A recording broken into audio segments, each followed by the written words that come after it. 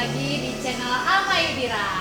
And it goes a little something like How can you love you all summer and after fall? I'll keep you all summer and after fall. I'll keep Nah, kali ini saya mau Q&A lagi ya. Kemarin tuh udah posting di Instagram dan adalah ya beberapa yang nanya tentang bisnis.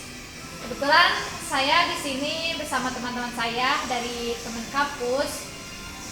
Dia merupakan owner juga ya, owner Dapur Patah dan Patah Hijab. Oke, langsung saja kenalin nih. Di sini ada Langsung. Perkenalkan, nama saya Igna Fauzia.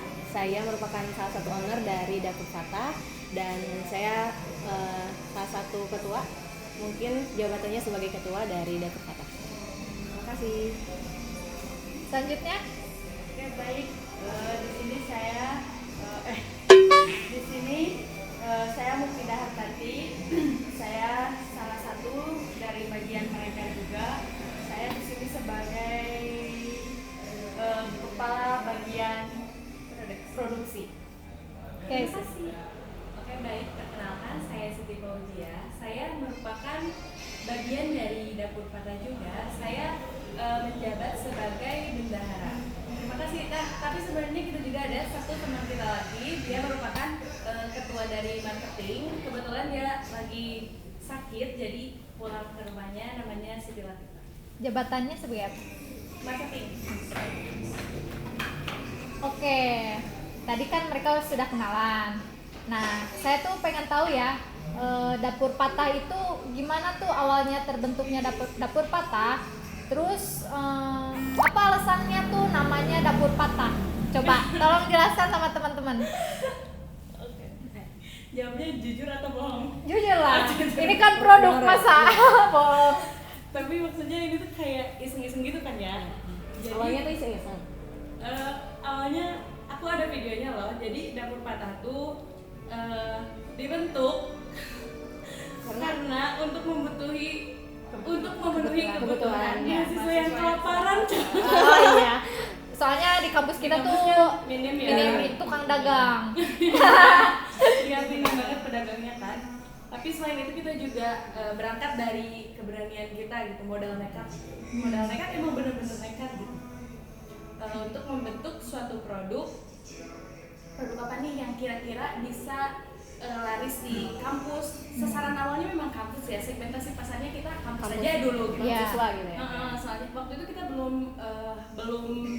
belum kepikiran buat ke Shopee, buat Sosial media. kirim-kirim Ya. ke sosial media, terus ngirim-ngirim ke luar pulau, itu sama sekali nggak ada gitu di pikiran kita.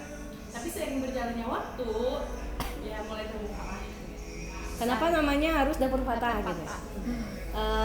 Sebenarnya sih dapur itu kan konteksnya tuh besar gitu kan. Mudah-mudahan yang nantinya akan jadi besar, jadi sebuah pabrik lah kayak gitu ya. Amin. Dan Fatah sendiri itu berasal dari kata bahasa Arab yaitu Fatah Yaftahu Fathan. Jadi artinya itu membuka.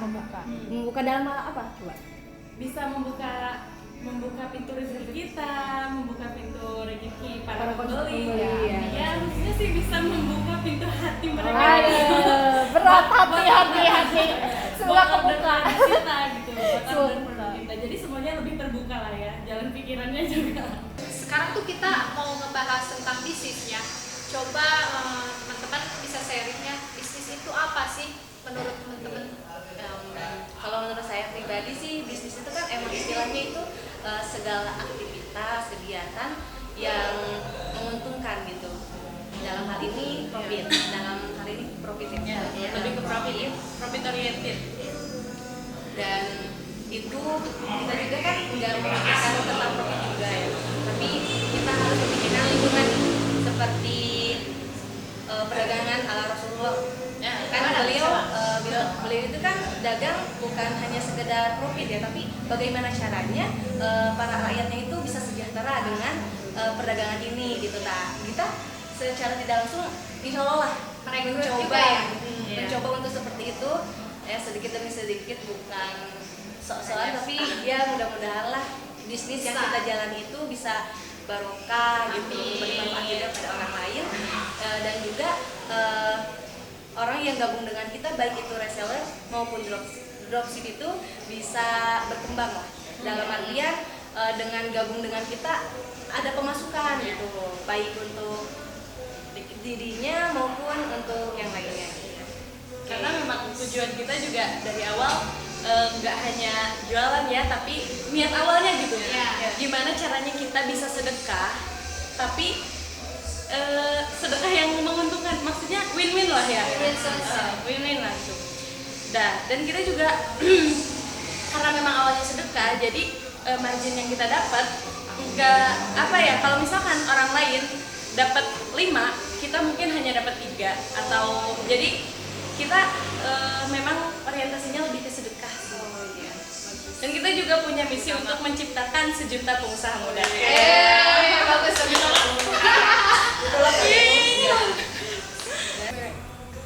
Cara pemasarannya ini gimana ya? Terus saya lihat pemasarannya tuh jauh-jauh. Nah itu gimana caranya? Terus via apa aja? Untuk pemasaran kita manfaatin sosial media ya. Sosial media kita gencarin mulai dari Facebook, Instagram, Shopee, bahkan sampai juga WhatsApp gitu kan. Kita punya adminnya masing-masing gitu untuk lebih fokusnya. Dan untuk offline-nya juga yang tadi online, untuk sekarang itu offline-nya kita tadinya kan emang khusus untuk kampus ya, tapi alhamdulillah seiring berjalannya waktu, alhamdulillah sampai tersebar dari Singaparna mungkin udah Dari ujung Singaparna sampai Tasik juga, alhamdulillah kita ada reseller gitu, Jadi reseller open juga, distributor. dropship juga ya kita. Oh iya, dan untuk daerahnya mungkin Yang terjauh nih kemana Yang nih? Coba. yang terjauh. Luar negeri pasti. belum, karena Shopee-nya belum terverifikasi untuk Luar negeri. luar negeri. Iya. Jadi baru paling ke luar pulau, kemana sih? Ke Jambi, Riau, Batam, paling jauh, Kendari, iya. terus Lampung. Lombok, Riau. ya pokoknya luar pulau deh.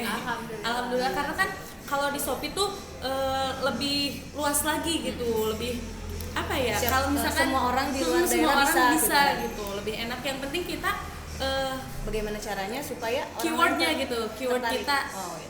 di Shopee gitu, kata kunci kita nyantumin di Shopee-nya kayak gimana. Nah itu juga bisa menentukan penjualan kita. Namanya apa di Shopee-nya coba? Puji sehat. Bukannya itu bisnis sendiri atau beda lagi? Enggak, sebenarnya itu awalnya bisnis sendiri. Nah, dulu tuh iseng-iseng masukin dapur patah, tapi ternyata feedbacknya bagus. Ya udah, produk yang lain dibuang terus Kita utamain dulu nih gitu. diganti sama yang dapur patah. dapur patah. Dan alhamdulillah Sebenarnya dapur patah juga nggak satu akun ya, makanya penjualannya Banyak. oh itu rahasia dapur. Baik. Langsung saja ya. Kita buka Q&A nih kemarin di IG kan. Nah, ada yang nanya nih, @kakakwisnu, apa modal yang paling utama dalam bisnis? Coba, modal utamanya dalam bisnis itu apa? Modal utama dalam bisnis ada 2 sih sebenarnya. Kalau menurut saya sih nggak banyak ya. Yang pertama itu ada trust, kepercayaan, dan yang kedua itu ada kompetensi atau skill kita gitu. Yang kedua ini nggak bisa dipisahkan karena saling keterkaitan gitu. Apabila salah satunya nggak ada.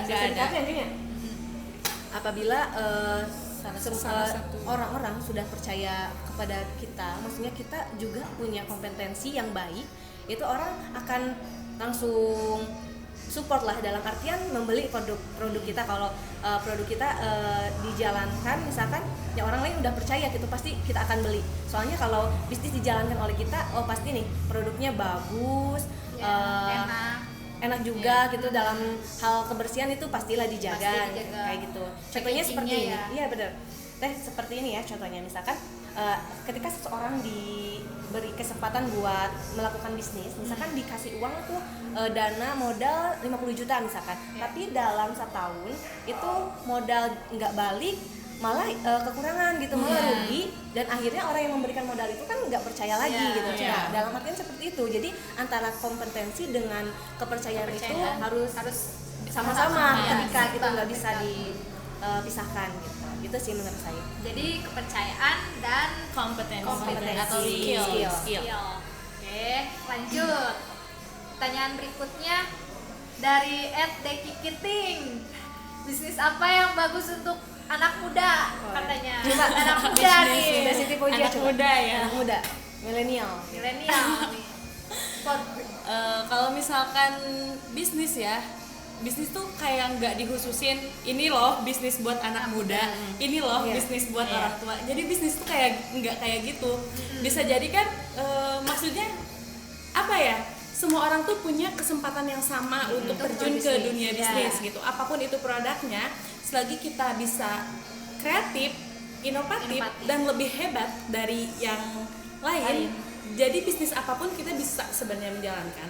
Tapi untuk misalkan bisnis yang cocok buat anak muda, apa ya kalau misalkan pengen yang lebih bergengsi kayak membuka kafe, ini kan orang-orang kan tertarik gitu, apalagi dengan fasilitas-fasilitas yang diberikan kayak wifi, apalagi kalau ada AC ya pasti Colokan sih nyaman banget kan ya buat nongkrong, buat ngerjain tugas gitu. Tapi kalau untuk di masa pandemi ini, karena kan banyak yang WFH, terus kuliah atau sekolah secara daring juga.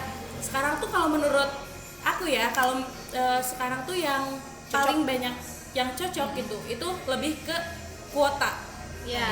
Karena sepaket internet ya, karena semua orang butuh ya.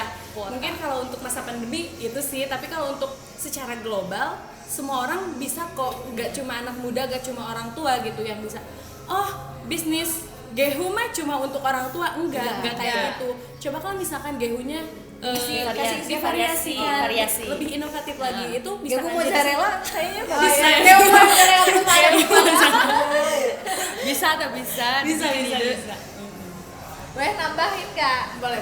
Kalau kata sendiri kan dia tuh anak muda ya, pasti tahu zaman sekarang tuh kayak gimana. Dia punya HP, punya internet, dia bisa kok Update ya? melihat peluang dari Instagram. Misalkan kan di situ ada artis-artis ya yang menjual makanan atau kecantikan kayak gitu.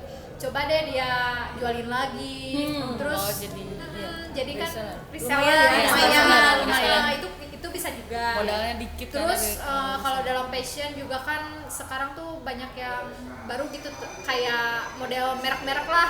Reseller kan itu kan kita biasanya cash and carry ya, ada Iya. uang ada barang. Iya. Nah sekarang tuh banyak yang membuka sistem affiliate.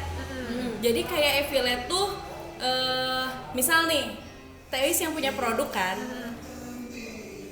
membuka sistem affiliate. Jadi affiliate tuh aku misalkan pengen ngejualin lagi, tapi dari segi harga sama kayak yang di pusat. Nah untuk pengiriman nanti misalkan ada yang order nih sama aku, nanti pengirimannya tetap dari Teis dan dia pun transfernya ke Teis, tapi nanti hasilnya paling dibagi persentase. Misalkan dari berapa produk aku dapat misalkan berapa persen kayak gitu. Itu kan lebih enak gitu, kita kan tanpa modal. Jadi apa ya kalau istilahnya Pintar cari peluang lagi ya. calo bisa, bisa deh kayak calo gitu. Itu lebih enak sih. Jadi sekarang tuh kita pintar-pintar cari peluang aja ya. Betul. Buat anak-anak muda. Rasa muda, Rasa muda. Semangat. Oke, Kayaknya selalu merasa deh untuk muda. pertanyaan berikutnya. Ini dari Doen Maulana 96. Odet kali ya? Obet. Nggak tahu itu. Obet. Apa yang harus dilakukan ketika sebuah bisnis mengalami kegagalan? Coba. Kalau kegagalan sih ya yang semua orang sih pasti ya. Pasti gagal. Karena ada life cycle-nya kan. Rugi Nggak mungkin lah, nggak mungkin. Nggak mungkin kita Terus, untung iya. semua. Coba gimana? Kegagalan coba tapi Mungkin kalau kita mengalami kegagalan yang dilihat dulu paling kesalahannya kali ya. Evaluasi kesalahannya dulu, dilihat apa sih yang salah gitu, yang kurangnya apa. Terus kalau udah dilihat dari kesalahannya itu sih mungkin apa ya, dari Banyak belajar. banyak harus Diperbaiki. diperbaiki lagi. Terus yang selanjutnya mungkin apa ya, berpikir ya, pokoknya kan ada 4 gitu, ada 4 tipikal orang menghadapi masalah kegagalan. iya gitu. Yang pertama ada orang yang bisa mengevaluasi. Yang kedua ada orang yang berpikiran positif. nih. Jadi mengambil hikmah dari setiap musibah gitu. Karena kan percaya nggak sih kalau misalkan setiap ada musibah pasti ada hikmahnya. Yang pasti. Yang tadi evaluasi, berpikir positif, terus ada juga orang yang menyalahkan orang lain. Ya, harusnya jangan kayak gitu ya. Jangan kayak gitu ya. Terus yang keempat, kita harus berani memulai lagi. Iya. Itu sih karena ketika kita gagal, barangkali itu ada yang salah. Iya. Tapi ketika kita bisa mengevaluasi, jadi kita kalau mulai lagi tuh gampang gitu. Iya. Karena kan kita udah tahu, Udah tahu ternyata apa kesalahannya. kayak gini tuh salah gitu. Berarti kita harus berinovasi lagi. Ya, jadi kalau misalkan kita tuh merasa gagal, jangan langsung Down. nyerah, Ya, jangan langsung down Jangan gitu. putus asa. Tapi kita tuh harus coba lagi, berinovasi lagi gitu kali. Betul. Tambahan mungkin Teh, Iya. ketika kita gagal kan kita harus menempatkan ya, maksudnya kita harus berempati lah. Kalau gagal sih menurut saya sih cobalah untuk sharing-sharing lah sama teman-teman. Ya, jadi kita jadi komunikasi ya. Teh, jadi kita harus banyak-banyak kumpul. Iya. Bagaimana caranya kita sharing? Oh kayak gini nih. Jadi pergaulannya itu itu sih lebih ditekankan ke hal-hal yang positif. Kalau kita gagal ya nanti Jadi kan ada kita teman yang depresi, Teh. support. Ya mulai lagi. Nanti kita Gak depresi cuma kalau partner, sendirian. woi saya gagal. Begitu ya. Ya diusahakanlah bersatu dengan orang-orang yang satu visi misi yang positif lah gitu, supaya mood kita baik buat membangun lagi, mencari inovasi lagi tebar. Oke.